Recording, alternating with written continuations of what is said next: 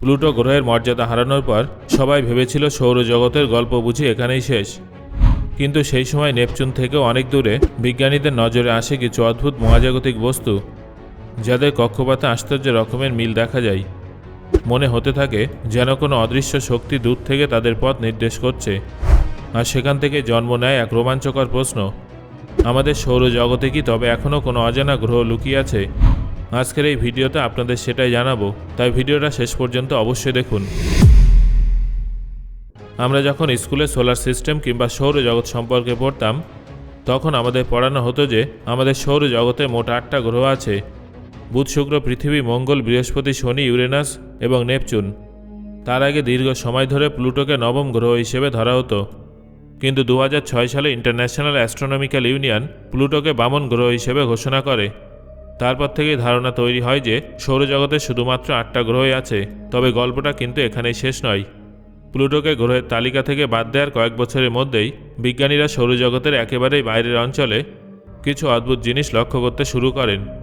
এগুলো ছিল অত্যন্ত দূরে অবস্থিত বরফে ঢাকা কিছু মহাজাগতিক বস্তু, যাদের ট্রান্স নেপচুনিয়ান অবজেক্টস বলা হয়। এই বস্তুগুলো নেপচুন থেকেও অনেক দূরে, প্রায় অন্ধকার অত্যন্ত ঠান্ডা অঞ্চলে সূর্যের চারপাশে ঘুরে বেড়ায়, যেখানে সূর্যের আলো খুবই কম থাকে। সমস্যা শুরু হয় তখন যখন দেখা যায় এই বস্তুগুলোর কক্ষপথ স্বাভাবিক নয়। তারা যেভাবে সূর্যের চারদিকে ঘুরছিল সেটা শুধুমাত্র পরিচিত 8টা গ্রহের মহাকর্ষীয় প্রভাবের মাধ্যমে ব্যাখ্যা করা যাচ্ছিল না। কিছু বস্তুর কক্ষপথ একই দিকে ঝুঁকেছিল, কিছু আবার অত্যন্ত দীর্ঘ অদ্ভুত পথে এগিয়ে যাচ্ছিল, আর কিছু এমন কক্ষপথে ঘুরছিল যার কোনো স্পষ্ট কারণ খুঁজে পাওয়া যাচ্ছিল না। এখান থেকেই নবম গ্রহের ধারণার জন্ম হয়। 2014 থেকে 2016 সালের মধ্যে ক্যালিফোর্নিয়া ইনস্টিটিউট অব টেকনোলজির দুই বিজ্ঞানী মাইক ব্রাউন এবং কনস্ট্যান্টিন ব্যাটিগেন এই অস্বাভাবিক কক্ষপথগুলোর উপরে গভীরভাবে গবেষণা শুরু করেন। তারা বিভিন্ন গাণিতিক হিসাব ও কম্পিউটার সিমুলেশন চালিয়ে এই সিদ্ধান্তে পৌঁছান যে এইসব বস্তুর অদ্ভুত আচরণের পেছনে দূরে উপস্থিত কোনো বিশাল ও ভারী গ্রহের প্রভাব থাকতে পারে। এই সম্ভাব্য গ্রহটার নাম দেওয়া হয় প্ল্যানেট 9।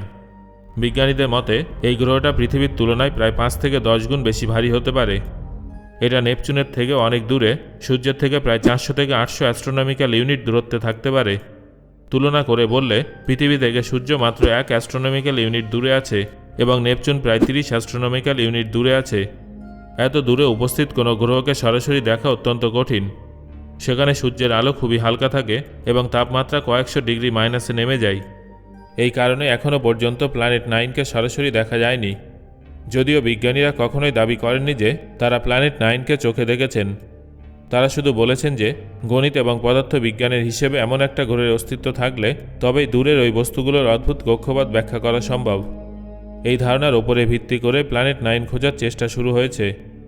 বড় বড় টেলিস্কোপ যেমন সাবারু টেলিস্কোপ ব্যবহার করে বহু বছর ধরে আকাশের বিভিন্ন অংশ স্ক্যান করা হচ্ছে, কিন্তু এখনও পর্যন্ত সরাসরি কোনো প্রমাণ পাওয়া যায়নি। এরই মধ্যে আরেকটা গুরুত্বপূর্ণ আবিষ্কার সামনে আসে।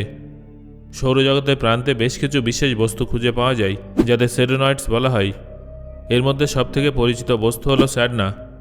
এই বস্তুগুলো এতই দূরে অবস্থিত যে তারা কখনোই নেপচুনের কাছাকাছি আসে না, তবুও তাদের কক্ষপথে কোনো বিশাল মহাকর্ষীয় প্রবাহের দিকে ইঙ্গিত দেয়। দীর্ঘদিন ধরে মনে হচ্ছিল যে প্ল্যানেট 9 এই স্যাডোনয়েডসগুলোর অদ্ভুত কক্ষপথের জন্য দায়ী, কিন্তু সম্প্রতি বিজ্ঞানীরা আরেকটা নতুন বস্তু আবিষ্কার করেন, যার নাম দেওয়া হয় 2023KQ14। একে কসমিক ফসিল বলা হয়, কারণ এর কক্ষপথ কয়েক বিলিয়ন বছর ধরে প্রায় অপরিবর্তিত আছে, যা অন্যান্য স্যাডোনয়েডস থেকে একেবারেই আলাদা। এখান থেকে বিজ্ঞানীদের মধ্যে নতুন বিতর্ক শুরু হয়ে যায়। অনেকের মতে যদি প্ল্যানেট 9 এখনও সক্রিয়ভাবে সেখানে থাকত, তাহলে 2023KQ14 এর কক্ষপথ অন্য বস্তুগুলোর মতোই হতো, কিন্তু বাস্তবে তা দেখা যায় না। তাই ধারণা তৈরি হয় যে হয়তো প্ল্যানেট 9 আদৌ কখনো ছিল না, অথবা সৌরজগতের একেবারে শুরুর দিকে এটার অস্তিত্ব ছিল এবং পরে কোনোভাবে সৌরজগতের বাইরে ছিটকে বেরিয়ে গেছে। যার মানে প্ল্যানেট 9-এর থিওরিটা সময়ের সঙ্গে সঙ্গে দুর্বল না হয়ে আরও জটিল হয়ে উঠেছে। এই সময় আরেকটা নতুন ধারণা সামনে আসে, প্ল্যানেট ওয়াই। এই থিওরি অনুযায়ী সৌরজগতে হয়তো কোনো বিশাল গ্রহ নেই, বরং পৃথিবীর সমান বা তার থেকে একটু বড় আকারের একটা গ্রহ থাকতে পারে, যা নেপচুনের বাইরে থাকলেও প্ল্যানেট 9-এর মতো দূরে নেই।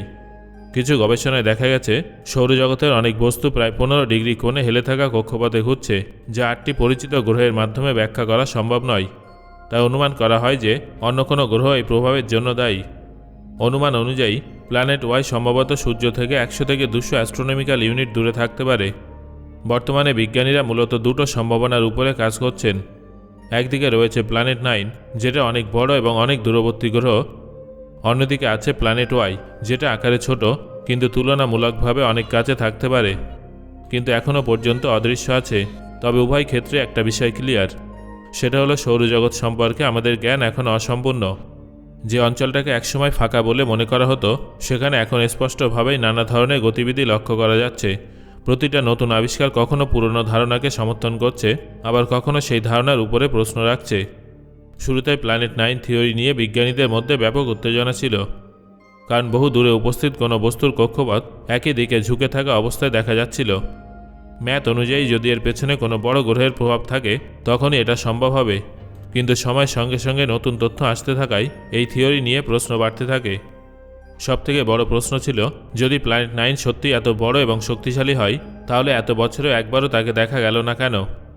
বিগত কয়েক বছরে পৃথিবীর সবথেকে শক্তিশালী টেলিস্কোপগুলো আকাশের বিশাল অংশকে পর্যবেক্ষণ করেও কোনো নিশ্চিত প্রমাণ দিতে পারেনি।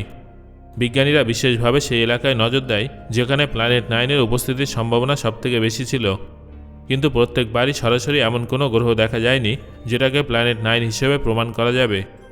এর মানে এই নয় যে প্ল্যানেট 9 আদৌ নেই।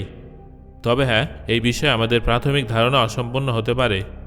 এর মধ্যে বেশ কিছু বিজ্ঞানী এটাও বলেন যে সমস্ত ট্রান্স নেপচুনিয়ান অবজেক্টের ভিত্তিতে প্ল্যানেট 9 থিওরিটার আবির্ভাব হয়েছিল, তার সংখ্যা ছিল অনেক কম। 2023 KQ-14 সম্পর্কে পরবর্তীতে পাওয়া তথ্য এই কাহিনীটাকে আরও জটিল করে তোলে। বিজ্ঞানীরা জানতে পারেন যে এর কক্ষপথ অন্যান্য দূরবর্তী বস্তুগুলোর তুলনায় অন্যভাবে তৈরি। এটাই বিজ্ঞানীদের ভাবতে বাধ্য করে, যদি প্ল্যানেট 9 আজও সেখানে উপস্থিত থাকত এবং একটানা প্রভাব বিস্তার করত, তাহলে 2023 KQ-14 আদব কায়দাও একই প্যাটার্নে থাকত। কিন্তু এমন কিছুই হয়নি। তাই মনে করা হয় যে হয়তো কোনো বড় গ্রহ অনেক আগেই উপস্থিত ছিল, যে শুরুর দিকে এই কক্ষপথগুলোকে বদলে ফেলে, কিন্তু পরে সে নিজেই সৌরজগৎ থেকে বেরিয়ে যায়। অর্থাৎ বর্তমানে যে অদ্ভুত কক্ষপথ দেখা যাচ্ছে, সেগুলো বর্তমান সময়ের কোনো গ্রহের প্রভাব নয়, বরং কোনো পুরনো এবং বিলুপ্ত গ্রহের স্মৃতি হতে পারে। তবে কিছু কিছু বিজ্ঞানী প্ল্যানেট 9-এর এই থিওরিটাকে সম্পূর্ণরূপে খারিজ করতে চাইছিলেন না। তাদের বক্তব্য অনুযায়ী সৌরজগৎ এত বড় যে এখনও পর্যন্ত আমরা তার ছোট একটা অংশই দেখেছি। হয়তো প্ল্যানেট 9 এমন জায়গায় লুকিয়ে আছে যেখানে এখনও পর্যন্ত কোনো টেলিস্কোপে নজর যায়নি। এই সব কিছুর মধ্যে আরেকটা সমস্যা সামনে আসে, সেটা হলো ডেটা বায়াস। বেশ কিছু গবেষকরা লক্ষ্য করেন, টেলিস্কোপ যেসব অঞ্চলে বেশি সময় ধরে তাকিয়ে থাকে, সেখানেই বেশি বস্তু ধরা পড়ে। এর ফলে মনে হতে পারে যে সমস্ত বস্তু একদিকে আছে, যদিও বাস্তবে তা নাও হতে পারে। সম্পূর্ণ আকাশকে সমানভাবে পর্যবেক্ষণ করা গেলে এই ধরনের বিভ্রান্তি দূর হতে পারে। তাই বেশ কিছু বিজ্ঞানীরা বলেন যে প্ল্যানেট 9 থিওরিটা সম্পূর্ণ ভ্রান্ত নয়, তবে এখন সেটা নিশ্চিত করার মতো পর্যাপ্ত প্রমাণ নেই। আগামী দিনে এই সৌরজগতের অনুসন্ধানের জন্য বেশ কিছু গুরুত্বপূর্ণ টেলিস্কোপ এবং সার্ভে শুরু হবে, যার মধ্যে সবথেকে গুরুত্বপূর্ণ হল ভেরা রুবিন অবজারভেটরি। পাশাপাশি ইনফ্রারেড টেলিস্কোপও গুরুত্বপূর্ণ ভূমিকা পালন করবে। সব মিলিয়ে বিজ্ঞানীরা এখনই কোনো চূড়ান্ত সিদ্ধান্তে পৌঁছাতে চাইছেন না। তাদের মতে কম তথ্যের উপরে ভিত্তি করে ভুল সিদ্ধান্ত নেওয়ার তুলনায় আরও বেশি তথ্যের জন্য অপেক্ষা করাই ভালো। তাই প্ল্যানেট 9 ও প্ল্যানেট ওয়াই দুটোকে এখনও সম্ভাবনা হিসেবে দেখা হচ্ছে, নিশ্চিত সত্য হিসেবে নয়। এই মুহূর্তে কেউই নিশ্চিতভাবে বলতে পারেন না যে সৌরজগতে কি সত্যিই কোনো লুকানো গ্রহ আছে কি না। তবে এটুকু নিশ্চিতভাবে বলা যায় যে সৌরজগতের অনুসন্ধান এখনও শেষ হয়নি। প্রতিটা নতুন আবিষ্কার আমাদের জানিয়ে দিচ্ছে যে এখনও অনেক রহস্যের অনুসন্ধান বাকি আছে। আগামী বছরগুলোতে নতুন টেলিস্কোপ পুরোদমে কাজ করতে শুরু করলে হয়তো প্ল্যানেট 9 বা প্ল্যানেট ওয়াই সম্পর্কে স্পষ্ট ধারণা পাওয়া যাবে, অথবা আমাদের ভাবনার দিকটাই বদলে যাবে। তবে সৌরজগতে সত্যিই কি কোনো লুকানো গ্রহ আছে কি না, সেই পুরো রহস্যটার উত্তর দেবে সময় এবং বিজ্ঞান। সো বন্ধুরা, আজকের আলোচনা শোনার পর আপনার কি মনে হচ্ছে, সৌরজগতে কি সত্যিই কোনো বড় গ্রহের উপস্থিতি আছে যেটা সম্পর্কে আমাদের জানা নেই? আপনার মতামত অবশ্যই আমাকে কমেন্ট করে জানান। ভিডিওটা ভালো লাগলে একটা লাইক করবেন এবং বন্ধুদের সাথে শেয়ার করবেন।